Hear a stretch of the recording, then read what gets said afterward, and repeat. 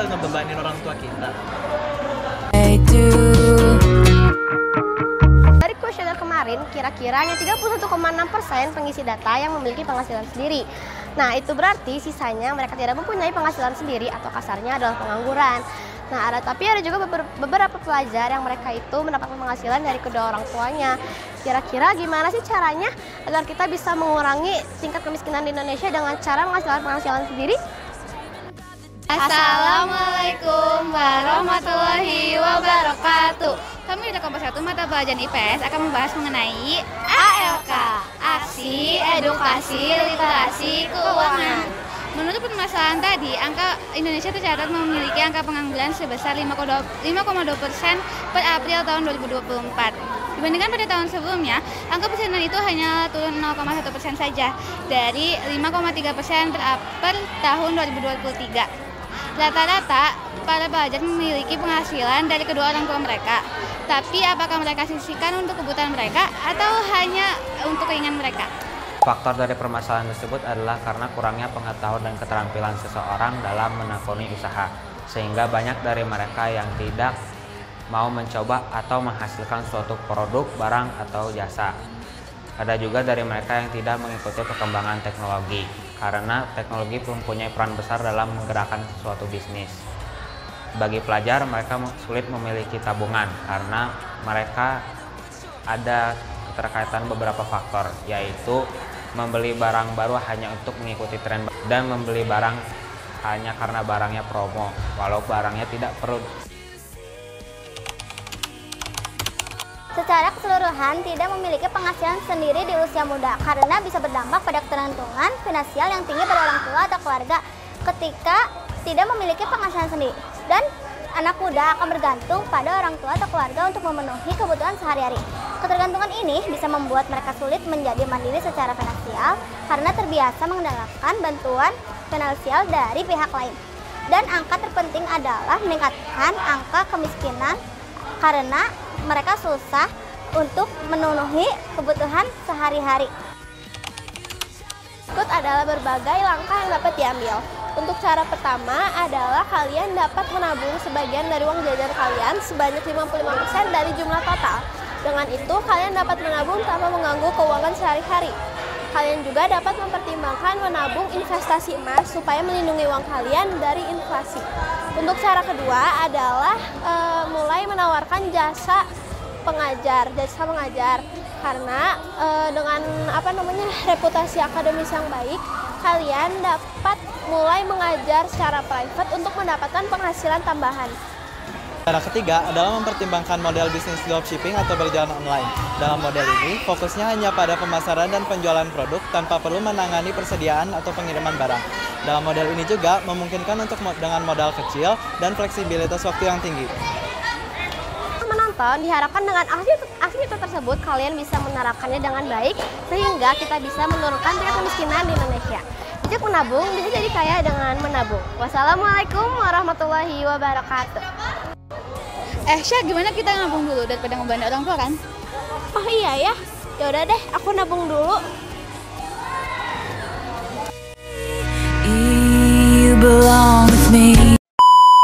Assalamualaikum warahmatullahi wabarakatuh. Perkenalkan, kami dari kelompok 2 IPS kelas 9F. Di video kali ini kami akan menjelaskan tentang cara bijak menggunakan kartu kredit. Di mana penjelasan ini kami berharap dapat membantu Anda semua dalam pengetahuan permasalahan finansial. Apa itu kartu kredit? Kartu kredit adalah pembayaran non tunai yang biasa digunakan untuk belanja atau membayar tagihan. Kartu kredit dapat diberikan kepada pemegang kartu tanpa harus memiliki tabungan atau giro di bank penerbit. Haruskah setiap orang mempunyai kartu kredit? Anda tidak harus memiliki kartu kredit untuk memiliki kredit yang baik, dan Anda tentu tidak harus memiliki saldo. Namun, penggunaan kartu kredit yang bijak dapat meningkatkan skor kredit Anda, dan juga kredit yang baik dapat membuka banyak peluang. Apa risiko kecil dan terbesar dari kartu kredit? Salah satu risiko yang paling signifikan dari kartu kredit adalah akumulasi hutang. Kartu kredit dapat memudahkan pengeluaran yang berlebih, sehingga Anda dapat dengan cepat mengakumulasi hutang yang mungkin sulit Anda bayar. Hal ini dapat menyebabkan suku bunga tinggi, biaya keterlambatan, dan kerusakan pada skor kredit Anda. Risiko kecil dari kartu kredit adalah jika Anda membayar tagihan secara penuh dan tepat waktu, Anda akan mendapatkan manfaat seperti hadiah dan skor kredit yang baik. Orang-orang memiliki kartu kredit karena berbagai manfaat, di antara lainnya 1. Praktis, 2. Mudah melacak transaksi, 3. Mendapatkan pinjaman uang tunai, 4. Mendapatkan pengembalian dana, 5. Mendapatkan poin reward, 6. Lebih terjaga. Keberadaan kami berdua di sini akan menjelaskan apa itu dampak positif dan apa itu dampak negatif. Pertama-tama saya akan menjelaskan apa itu dampak positif. Dampak positif ini terbagi menjadi 3, yaitu keuntungan dalam bertransaksi, lalu menyediakan dana darurat, serta dengan fasilitas perlindungan dan asuransi. Di sini, rekan saya juga akan menjelaskan apa itu dampak negatifnya. Jadi, seiring dengan meningkatnya penggunaan kartu kredit, peningkatan tentang konsumen yang sebelumnya dikaitkan dengan karakter yang lemah mulai diterima sebagai bagian tak terpisahkan dalam kehidupan sehari-hari yang normal. Jika kalian sering telat membayar tagihan kartu kredit, hati-hati saja, bisa-bisa kalian terjebak dalam lingkaran hutang. Karena selain terkena denda, bunganya pun akan terus bertambah. Solusi yang pertama, gunakan untuk kebutuhan bukan untuk keinginan. Yang kedua, atur penggunaan pribadi. Dan yang ketiga, pilih kartu yang sesuai kebutuhan.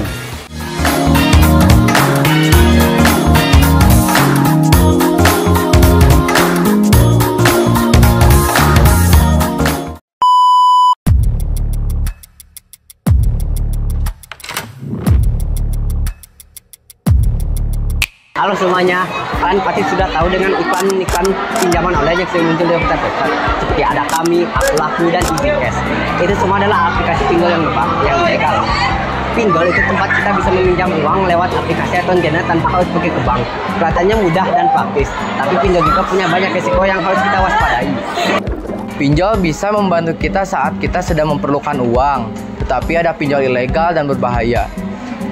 Pinjol ilegal biasanya memberikan bunga yang sangat tinggi dan bisa mengambil data pribadi kita tanpa memerlukan izin. Bayangkan jika kita meminjam uang sebanyak Rp500.000, tetapi dalam waktu singkat kita perlu membayar uang sebanyak Rp1 juta. Itu karena bunganya sudah sangat besar. Itu karena pinjol ilegal menetapkan bunga yang sangat tinggi dan tidak wajar. Pinjol ilegal sering meneror peminjam kalau telat bayar dan bisa mengancam sampai kita merasa tidak nyaman. Sebenarnya ada pinjol yang legal dan sudah terdaftar di OJK. Pinjol yang legal ini punya izin resmi dan bunganya lebih wajar. Nah, apa sih OJK itu? OJK itu adalah kependekan dari Otoritas Jasa Keuangan. Ini adalah lembaga negara untuk mengatur dan mengawasi di sektor jasa keuangan yang ada di Indonesia. Cara mengenali pinjol yang legal itu mudah, yaitu pastikan aplikasi atau layanan tersebut terdaftar di OJK. Pinjol yang legal juga selalu transparan soal bunga dan biaya lainnya. Jadi, kalau suatu aplikasi pinjol nggak jelas asalnya atau nggak terdaftar di OJK, sebaiknya dihindari dan jangan dipakai ya. Pinjol itu kelihatannya mudah, tapi kalau kita nggak hati-hati, hutang bisa menumpuk tanpa kita sadari. Banyak orang yang terjebak karena meminjam dari satu pinjol ke pinjol yang lain hanya untuk membayar hutang yang sebelumnya. Misalnya, kita mempunyai hutang satu pinjol dan kita tidak bisa membayarnya. Lalu kita meminjam lagi ke pinjol yang lain, maka hutang kita akan menjadi semakin besar. Sampai akhirnya kita tidak bisa membayar dan bisa saja kita diteror oleh layanan pinjol tersebut. Supaya nggak terjebak oleh pinjol, ada 3 tips yang bisa kalian lakukan. Pertama, jangan mudah tergoda oleh iklan pinjol, terutama tanpa bunga atau tanpa jaminan. Kedua, selalu cek apakah pinjol berada di OJK atau tidak. Ketiga, selalu mempunyai dana darurat supaya tidak meminjam uang jika ada kebutuhan mendesak. Selalu ingat ya, kalau pinjol itu bukan solusi utama. Kalau kita butuh uang, kita bisa coba cari cara lain seperti menabung atau meminjam kepada keluarga daripada berhutang ke pinjol. Semoga edukasi ini membantu kalian lebih bijak lagi dan selalu berhati-hati terhadap pinjol. Sampai jumpa di pelajaran berikutnya.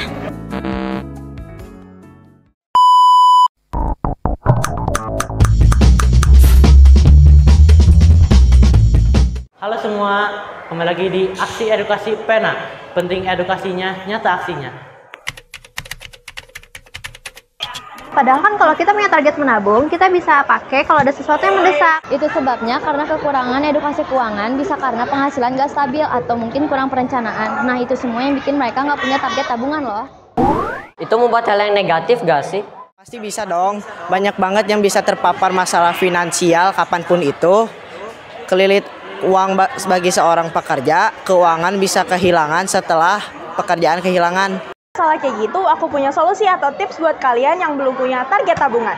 Buat pelajar kayak kita, bisa mulai dari sisihkan uang jajan, bekal makanan dari rumah supaya lebih sehat, dan juga nabung di celengan target. Buat masyarakat yang udah kerja, pastinya karena sudah punya pekerjaan, penting banget punya target tabungan. Tipsnya, sisihkan sebagian gaji, manfaatkan uang kembalian, dan simpan di tempat yang terpisah. Prioritaskan barang yang penting untuk dibeli. Ini bahaya banget sih buat kedepannya kalau kita nggak punya target menabung. Buat bahas ini udah cukup lah ya. Buat kalian yang udah dengerin masalah tadi, yuk nabung dari sekarang sebelum menyesal ke depannya. Bye!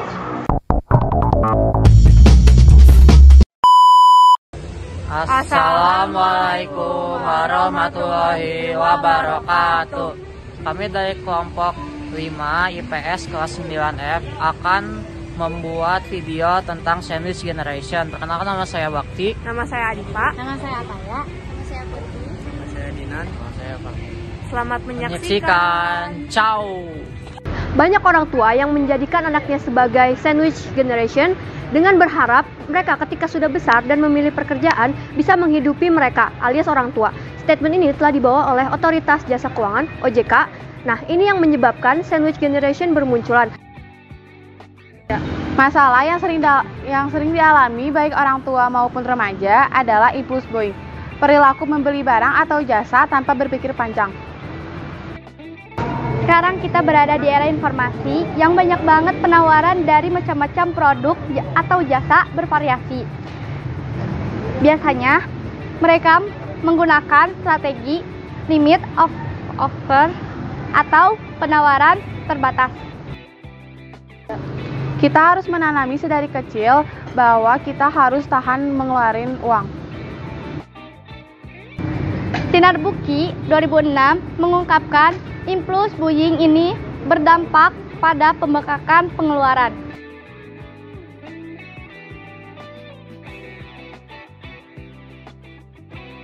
Menurut CNBC Indonesia pada tahun 2019, 51,10% pengeluaran milenial, hampir setengahnya hanya untuk kepentingan keluarga, sementara hanya 2% dialokasikan untuk investasi masa depan. Hal ini mungkin disebabkan oleh kurangnya literasi keuangan pada program dana pensiun, dan ini mencapai 14,13%. Hal ini dikutip oleh OJK pada tahun 2019. Pemerintah melalui BPJS, Badan Penyelenggara Jaminan Sosial, telah menyediakan solusi jaminan hari tua atau yang bisa disingkat dengan JHT, yang melengkapi program jaminan program. Cara untuk mengembangkan aset hari tua adalah dengan investasi mandiri atau memaksimalkan mungkin program hari tua seperti dana pensiun. Ini adalah solusi yang ampuh karena menerapkan prinsip compound investment. Investasi dengan memutar laba yang dihasilkan sebagai aset investasi berikutnya. Cukup sekian pembahasan yang kita bahas. Mohon maaf bila ada kesalahan. Assalamualaikum warahmatullahi wabarakatuh.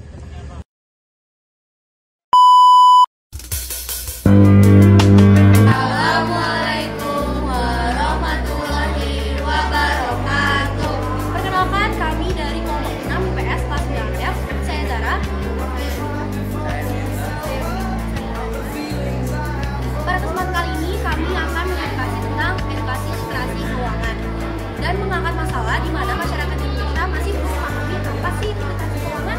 Mari kita simak videonya. Apakah kalian mengetahui apa itu literasi keuangan? Faktanya adalah banyak orang yang berpikir bahwa dia mengerti tentang literasi keuangan. Namun faktanya orang tersebut masih belum paham tentang literasi keuangan. Kebanyakan orang masih memiliki hutang yang harus dibayar. Kebanyakan orang tidak mencatat keuangan mereka. Padahal mereka berpikir bahwa literasi keuangan merupakan hal yang penting. Namun orang-orang masih tidak bisa mempraktikannya. Nah, kira-kira bagaimana solusi dari permasalahan tersebut? Mari kita dengarkan solusi dari pasien. Nah, solusi dari permasalahan tersebut adalah kita bisa jangan berani berhutang apalagi hutang pinjol. Lebih baik kita memiliki tabungan agar dalam situasi darurat kita dapat menggunakan tabungan kita. Namun jika memang perlu berhutang, kita bisa berhutang hanya untuk